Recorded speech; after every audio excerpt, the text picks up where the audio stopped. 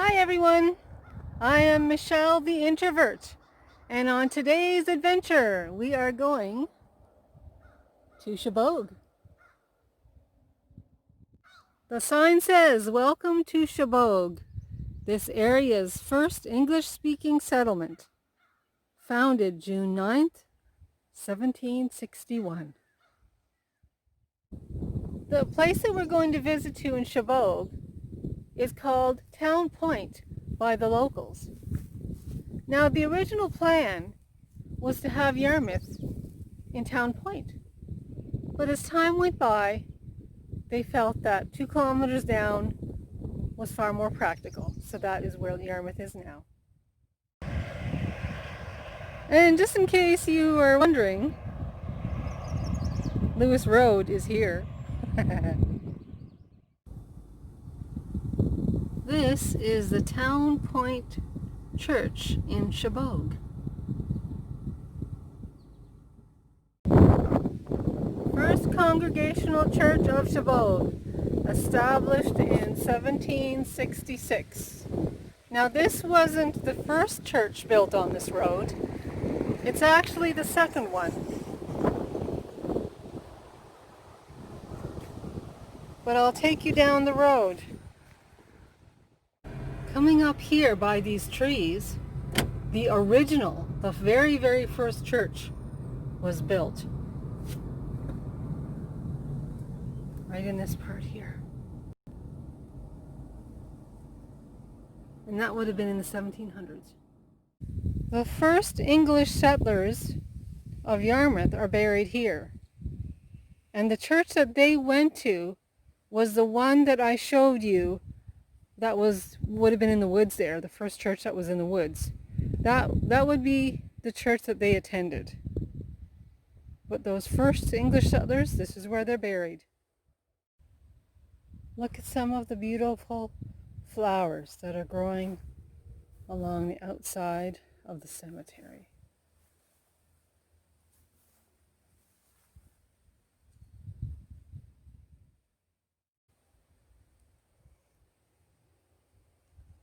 This tablet commemorates the landing of the first English-speaking settlers of Yarmouth near this spot on June 9th, 1761.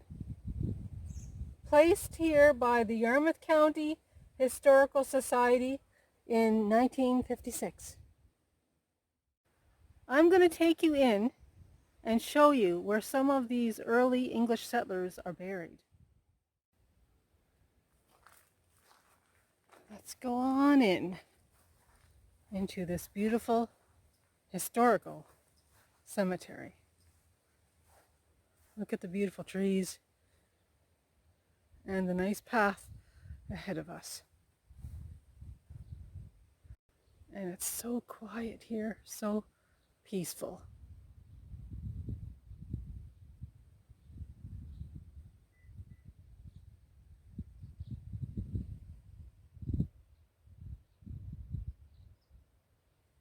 Okay, away we go.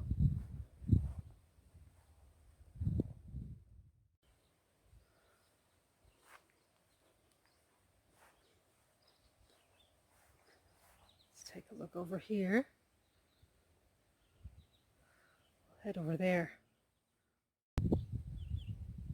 Look at this. This is the plan of Chebogue Cemetery, 1771. This is the layout. Interesting.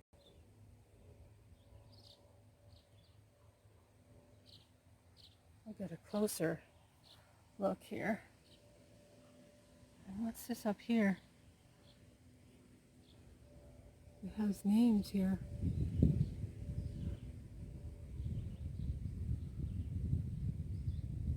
On this side it has names, but on this side it talks about the people. It talks a little bit about each person, which is interesting. Huh. It also mentions their name. And this is when they passed away, and this is how old they were. And this is where their lot is. And these are some comments about the people. Interesting. It talks a little bit of information about each person. Very nice. Very special.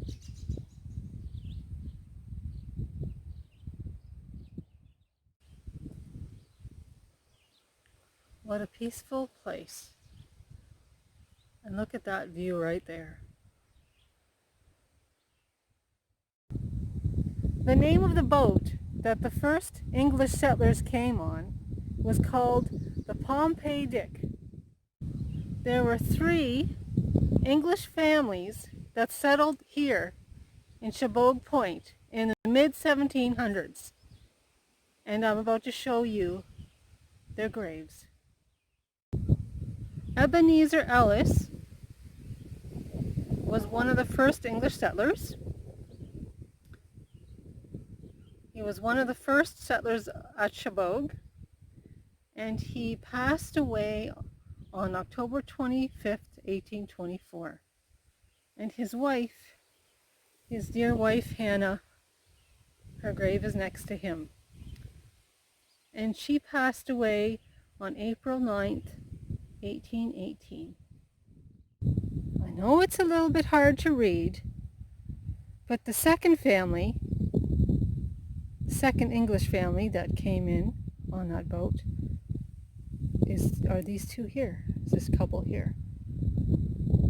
And his name was Moses Perry, and he passed away in 1801. And his wife, Eleanor Perry, she passed away in 1772. She was only 48. The third family that came on the Pompey Dick was Sealed Landers and his family. Now they're not buried here.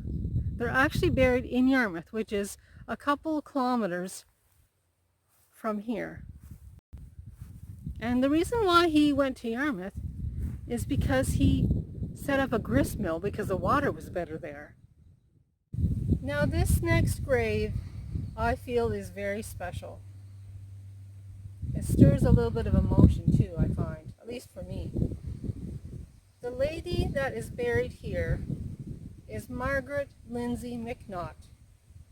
And she moved here as one of the early settlers with her husband, Dr. F.A. Webster. And they were born in Glasgow, Scotland.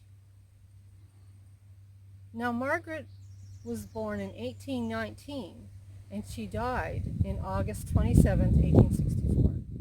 When Dr. Webster was thinking about moving here, he wasn't sure what Margaret would think about that or how she'd feel about that. So when he approached her on the matter, she quoted from the Bible, from the book of Ruth. She said, "Where thou goest, I will go. Your people will be my people." And so when she passed away, Dr. Webster made this in her memory from Ruth the Gleaner in the Bible. It's absolutely beautiful. He made this for her. And this is how big it is. That's why I'm sitting beside it, is so you could get the approximate scale of how big this is. It's just not small. It's not 2 inches long. It's quite large, but he did it because he loved her. And he missed her. Very pretty.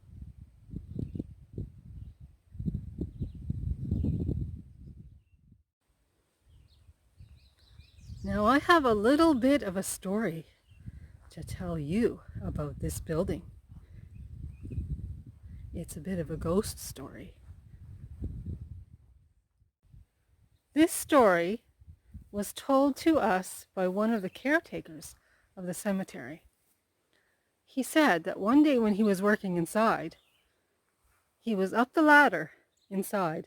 He was doing some work, and he heard the sound of giggling, the sound of a little girl giggling, as a matter of fact. Now, well, there was nobody inside there but him. And so when he came out, he looked around. Nobody. There was no little girl. So he went back inside and continued with his work, and he heard the sound of the little girl giggling again. Well, he thought to himself, I think that's enough work for today, and he went home. So that's another adventure, everybody. I enjoyed myself, and it's such a beautiful day. If you like your adventures with me, just click subscribe on the button or give the thumbs up on the YouTube button and come along with me on my next journey. That'll be very, very soon because I like adventures. So come along and I'll talk to you again soon. Okay? Thanks for coming. Okay? Bye.